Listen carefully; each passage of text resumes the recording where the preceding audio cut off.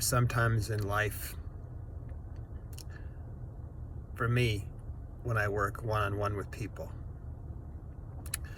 to help them get out of the hole that's been dug by them or by society or by the medical establishment, to help them get better so their body can heal. And sometimes I come across people,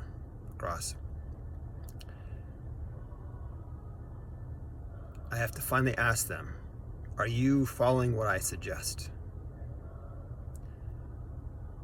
And they say, either they lie to me or they say, no, I haven't been following what you're suggesting. And I say, we spent several hours together, in person or on the phone.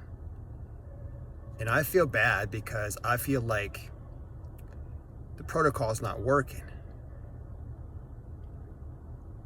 When in reality, they haven't been doing the protocol. If they're honest with me, which most of them aren't, we have a discussion. I said, why haven't you followed the protocol? I don't think I can do it. I have to change my diet, my lifestyle. It's too hard. My wife's with me, my husband's with me. They're eating stuff in front of me. It's too difficult for me to change. I said, why don't you just make something for your wife too, something healthy, something delicious.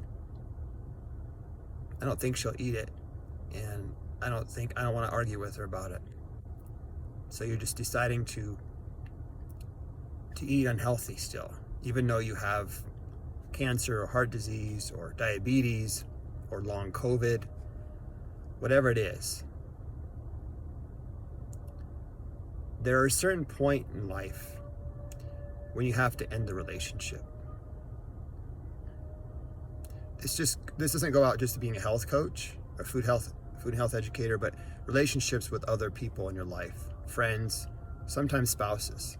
You have to be honest and finally say, are you willing to change?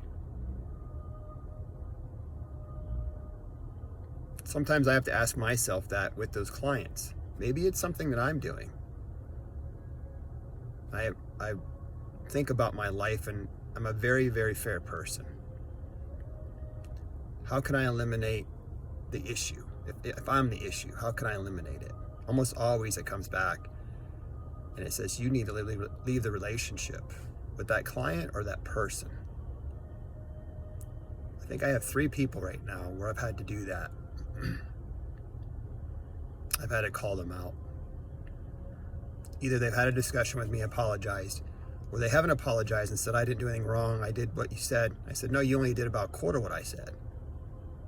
But it's your life, and I have to respect that. I have to respect that people that are ill, their family members are stressed out because they want them to get better because they've been sick for years. Or they have a behavior, or they're having a nervous breakdown, and they don't want to acknowledge it. Don't let those people into your life. You have to let those people go. For your health, for your sanity.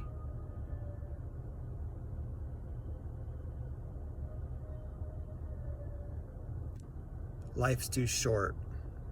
There's too much drama in the world, too much division. One thing I've learned about people is their inability to change. A lot of people. They don't want to change. They're afraid. Houdini was in a prison cell years ago. One of his last acts he performed.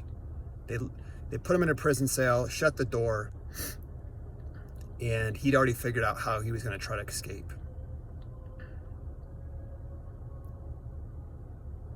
So he found something either on him or in the cell, something small, piece of metal or something, and he kept trying and trying and trying, and he started sweating. I think he had like 30, 45 minutes to get out of there.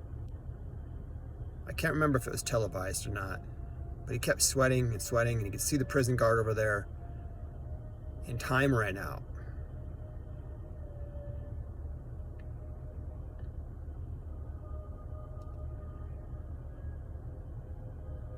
And he went to the door, and the guard opened the door, and the door was open.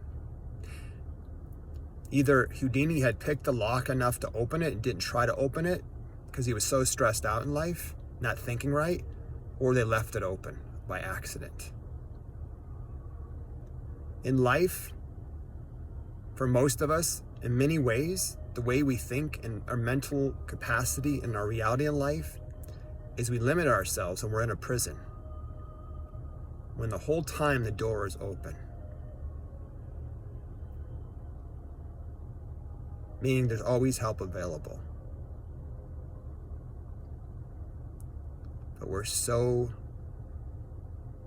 afraid to try to open the door. We're not thinking right. Until this country gets out of a fear state, a lot of us, there will be no change. Have a blessed day.